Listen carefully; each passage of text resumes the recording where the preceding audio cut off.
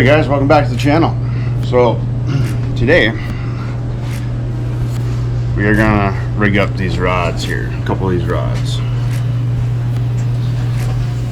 I think the last time we talked in the last video, I wasn't gonna show you guys. I thought, well, you know, whatever, right?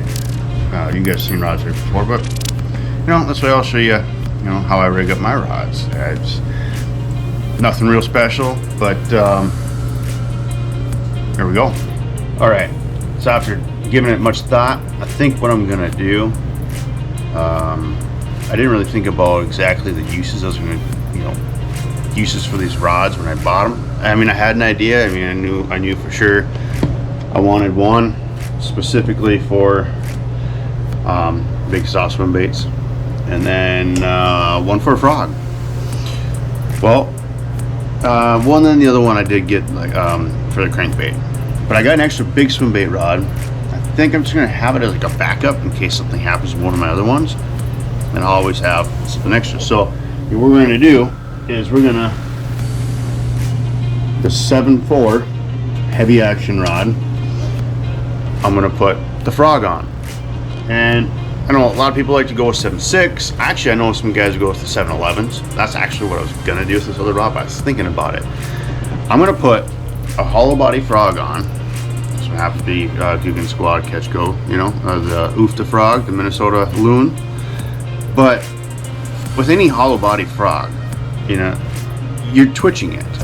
You know, you're twitching it. We could go side to side. You know, along a rod, that's hard to do, and I really haven't found a need for it because I can cast that thing, especially if you got 50-pound braided line. You can just zing that sucker way out there. So I'm not going to put it on a 7.11. I'm going to stick with the 7.4. I've thrown them on 7-foot, and they've worked.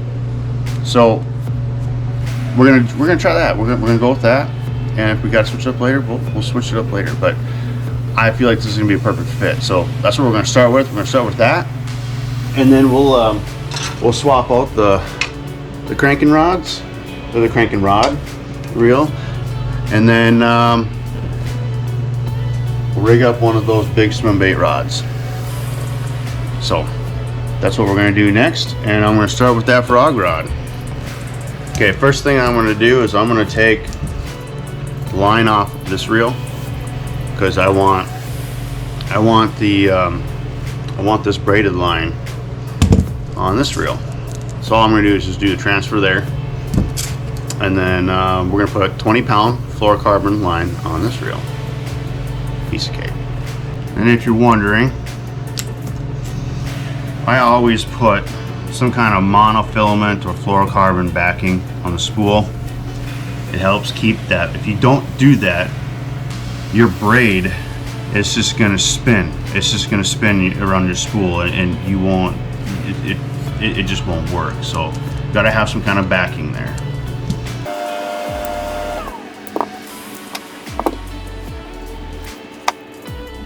And for me, I'll tie a simple uni to uni knot. I say simple, but monofilament line has a coil in it, so that makes it a little bit more fun. Let's wrap around five times.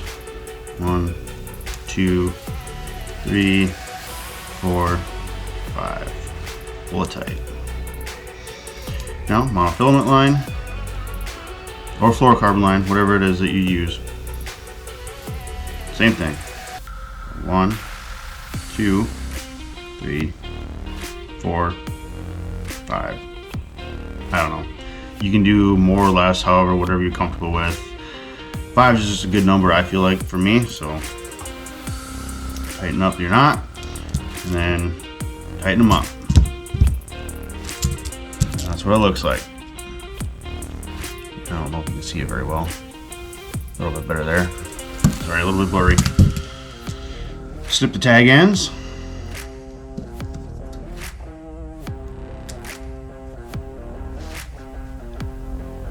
Now you can snip them pretty far, pretty close, because you really shouldn't be spooling out down to your backing here.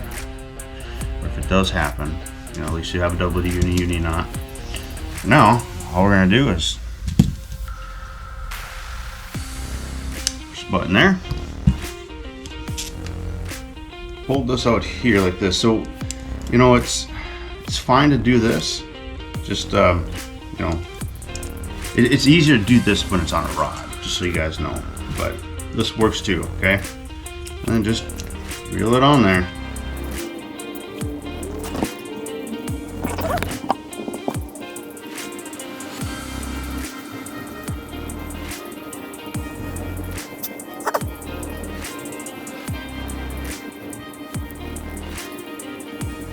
Okay, that's about right. I mean, that might be a little full, but it's you know, and when you do this, pinch on the line here, make it tight, but you know, your line's going to tighten up a little bit, so this is going to shrink down.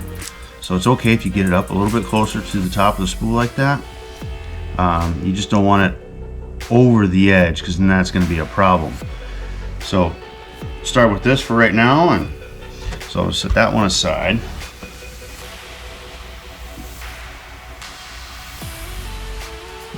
Snip the tag off here. Don't need that. And let's just take this little plastic off. Some guys have this little plastic on there, and I don't know.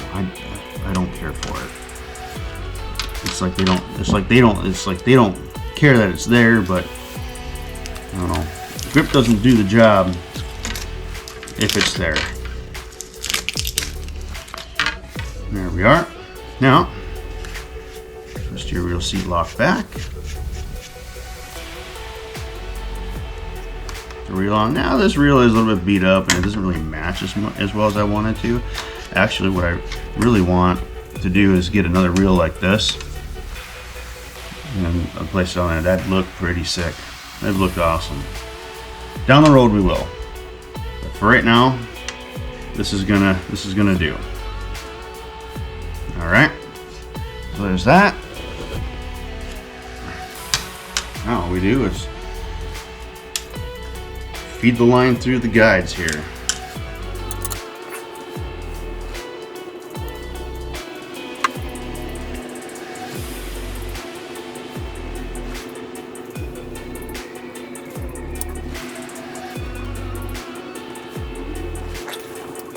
Okay, give us some extra slack here.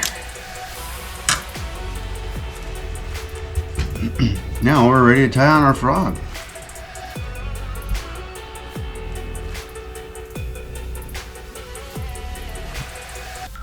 So you do a Palomar knot. So go in one side, go back through it, back through the loop, and you have like this. Let me turn it around here, like that. And then all you do is you make a knot here.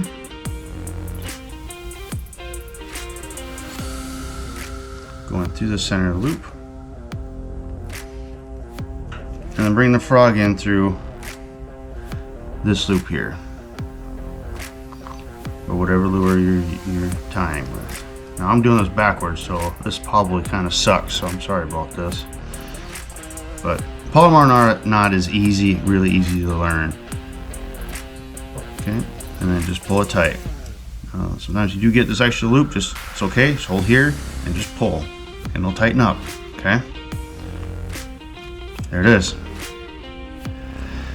I don't do anything special with the top here, I just snip it. It doesn't really matter. I mean, it's top water, so I mean you're gonna run into weeds and stuff, so it's okay, just snip it off a little bit. Good to go. There it is.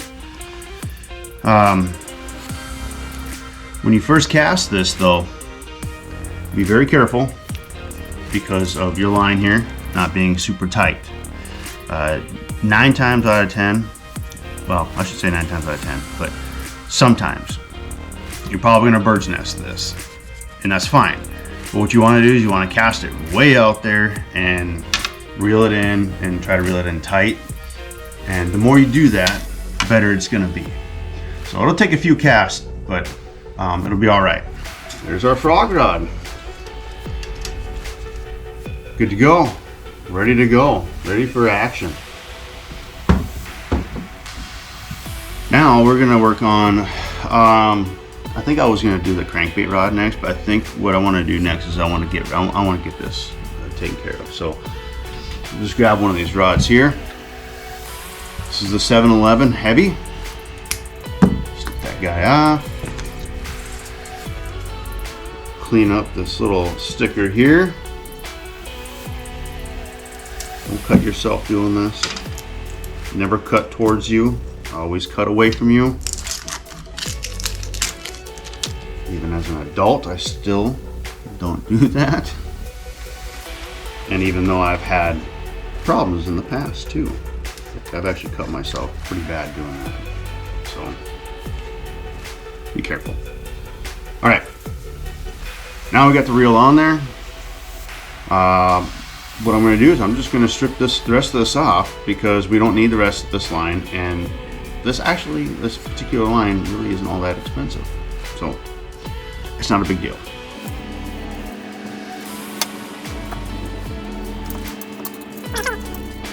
All we do is just cut it. Okay, there's that. All right. Now we just gotta get that little knot out on the inside. All right, now next we need line. This is what I'm putting on. 20-pound Suffix fluorocarbon, Suffix Advanced fluorocarbon. Works pretty good. You know, I'm sure you can throw on some other fluorocarbon too. It'll work just fine. But this is what I started with, and ultimately what I use, and I've never had any problems with it. Let's see how much I can get off of here. It looks like this spool is partially used. I didn't realize that you used this spool. Well, it'll be fine. Figure it out. Yeah, that is weird. Let's cut this. I don't like that. That. All right. Now, I'm just going to set this on the seat back here, and then we will feed this through the rod. That's going to make things a little difficult, so just cut that off.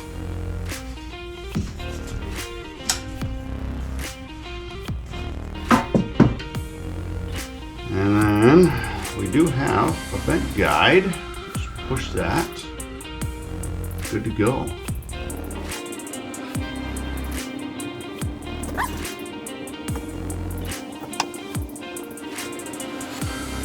All right.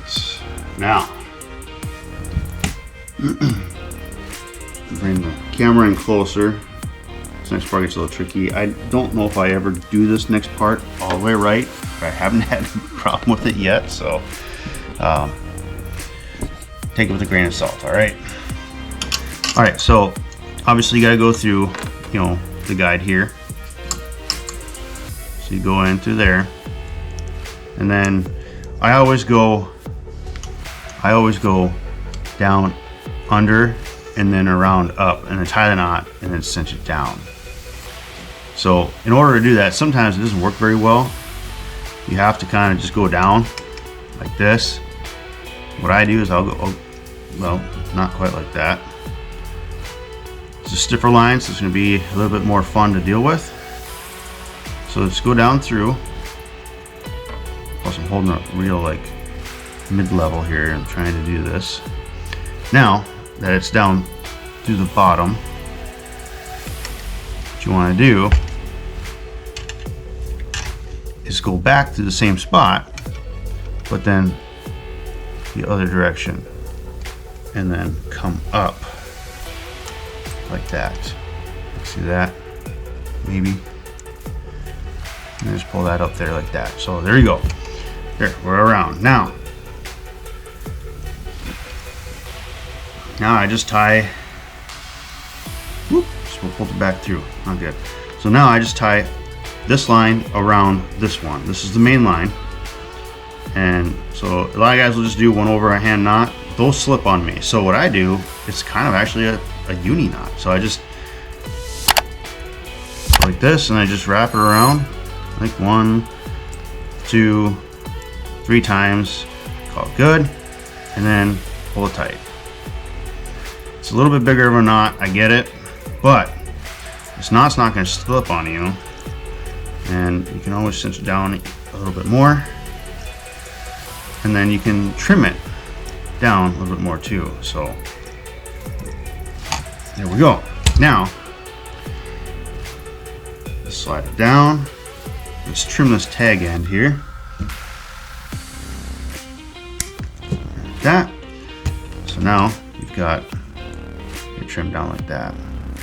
Sorry, I know it's a little bit hard to see, but it's trimmed down about 1/8 of an inch, 1/4 of an inch, I mean. And just snug it up. And pull this through, back. There she is, right there. Now, what I'll do is try and situate this a little bit better here. Okay, so you guys a little bit closer. So now what you want to do is you don't want to hold this line too tight at first, because otherwise it just sits and spins. See that? It just sits and spins. So just let it loose a little bit like that. Now it wraps around. Now you're good to go. And eventually that little tag line will get folded over just like so.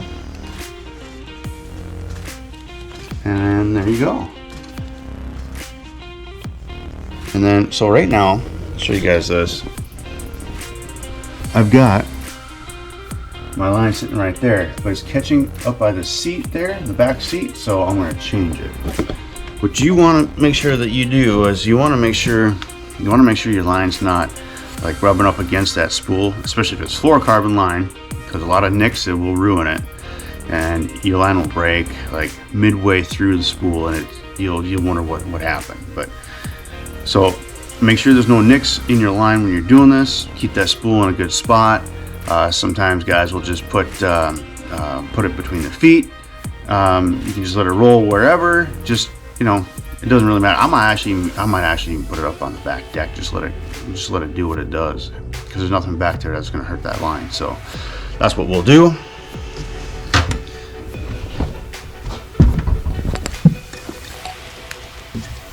Just like that. And also, there's a lot of different ways to do this. So I'm sure I'm doing it in a way where someone's not liking. I mean, I haven't had a problem with this, with coil and bird's nesting, backlashes. You know, I haven't had an issue with this. So this is what I'm doing. I've seen some guys, you know, have their rod tip right up on that spool as that line's coming off. I don't like that, because that's friction. That's friction on your fluorocarbon line, and friction on fluorocarbon line is not good. So that weakens it. So I like to let it just go, and sometimes the rod tip, it does curl up a little bit, but it straightens out by the time it gets to the reel. And if it doesn't, if it gets real bad, go to the rod tip, fix it, and fix the curls, and then go back after it again. So I'm sure there's a ton of different ways out there. You know, throw down in the comments if there's another way that you guys use that's a little bit different, that works for you. And this might not work, the way I do it might not work for someone else, but maybe your way will work for them. So let me know down in the comments. But this is how we're gonna do it this is how I've been doing it. I haven't had any issues, so I'm gonna continue with it until I do.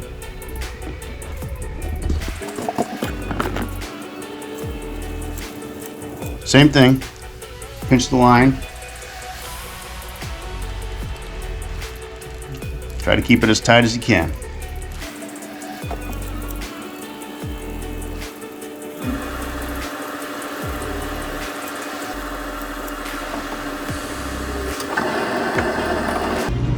There it is right there.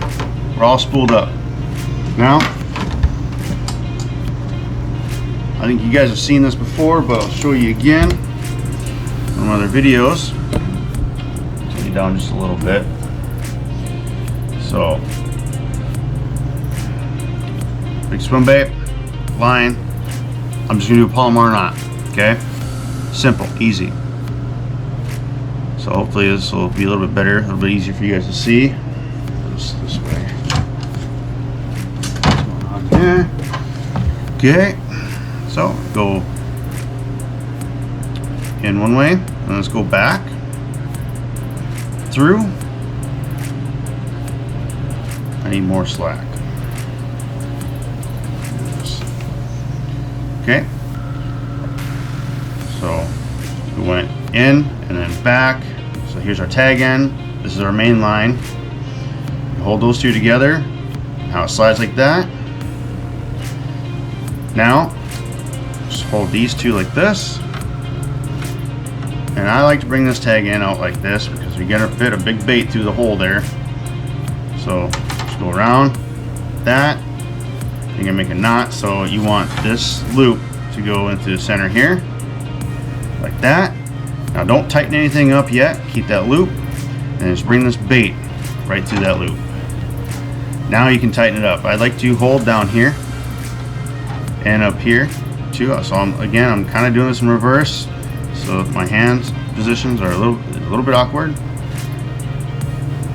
Just like that. You want to keep it somewhat loose. You don't want it real tight. You know, I'd be very careful. And then before you get down too far, wet it down with some saliva or whatever. And then cinch it up tight. So the saliva, or whenever you wet it down, keeps the friction from taking place too much and keeps the line from curling. So if you cinch it down, the line, you know, looks like this, you know, got a bunch of curls in it, tight curls and whatever, retie it because your line is damaged. It might not break the first one or two catches, but it's damaged, and it typically does break, you know, at some point. So, I mean, I've had it happen to me. Now with this, since I'm going to be throwing this in and out of weeds, I want to make this somewhat weedless. So this tag end, I don't want it facing like this. So what I'm going to do is I'm going to tie just like it's kind of like a simple overhand knot.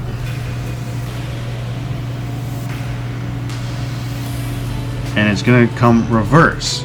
So I'm going to hold it like this, and I'm going to come straight down like this. See that? Now the tag end is aiming the other direction. That's what I want. That helps me keep it just a little bit more weedless, and it will help over time. Snip this off. We're good to go. We are ready for the water. So, I mean, that's not so bad. And we got everything all spooled up, ready to go. Next, we'll tackle that crankbait rod. That's going to be easier. I mean, that's already pre-spooled, so that one's next. All right, put you guys back up on the dash. A little bit easier to manage things from my end. So I'm going to take this rod sleeve off, and so we're gonna. I mean, this is gonna house this reel, like my crankbait reel here. This has got 14-pound fluorocarbon line, and then, you know, it's a square bill. I've used. I mean, this is pretty much like my all-around one. I use it for just about anything, and been working really good. This rod has really good parabolic action. So this rod is actually, I'm going to keep this rod in the boat as a backup just in case this other one doesn't work out as well as I'd like. Because this other one, that's this rod actually is a 6'6", and so I'm going from a 6'6" to a 7'6" rod. I mean, that's 1 foot difference. I mean, that's going to change some stuff. So we're going to give that a shot and see how it works. Probably should have went to a 7 foot, but I have other 7 foot rods in here that I can use for cranking rods too. So keep that in mind. We'll see how this guy works. This is so it's a 7 foot 6 medium heavy fast action. So it's still medium heavy, but it doesn't have that great parabolic bend. So we'll see how that pans out. I do like the parabolic bend, also for flinging the baits to make longer casts, but also for fighting the fish, keeping that hook pinned. We'll see how this works though. We'll try it out. I mean, all I hear is, you know, reviews and stuff and guys what they use, but sometimes it just helps, you know, if you want to try it out for yourself. You know, sometimes you just need to see it for yourself. You know what I mean? So that's why I got this, and it wasn't breaking the bank or anything. So got that cleaned up. Let's get this snipped off. All right, so we got the reel on here, and now we're gonna run the thread. I guess you could call it thread. We're threading the line into the guides.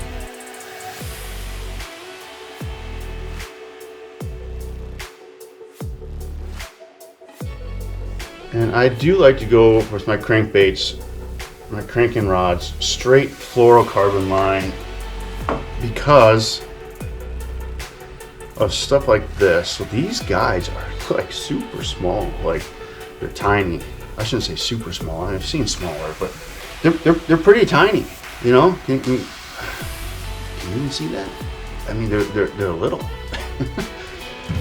So even a really good FG knot is going to give you trouble. An FG knot is typically one of the best knots to do for something like that, to make sure that the knot is just not as big. So like say if you do a double uni knot, that's going to catch on every guide, and it's just going to be a pain. How do I know? Because that's what I started out with. And so now I switched to, if I'm going to go from braid to fluoro, unless it's super big guides, and even on big guides too, I will still do an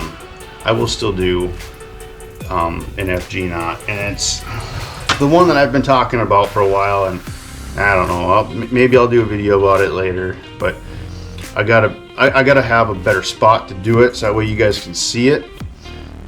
There's a few things that I do that I didn't figure out on my own. Okay, I mean I copied. I copied from 2 professional anglers, and I like the way that they both did it, so I combined both of their styles. It's been working awesome ever since. So I'll be honest, when I first tied my FG knots, they sucked. Like I hated my life. Wet down the line, because this is fluorocarbon line, tighten it up, and then even though it's not real weedless, I will still do this, you know, this one little knot like that, just to help.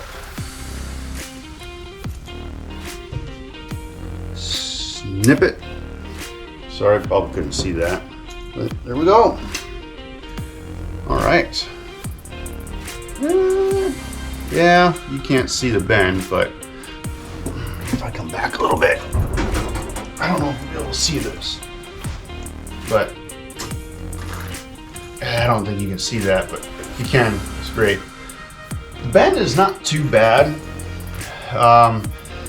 For a crankbait rod, you kind of do want a bit more of a bend, more of a parabolic bend than that. So take it with a grain of salt. We're gonna try this out. We're gonna see how it works and go from there. But other than that,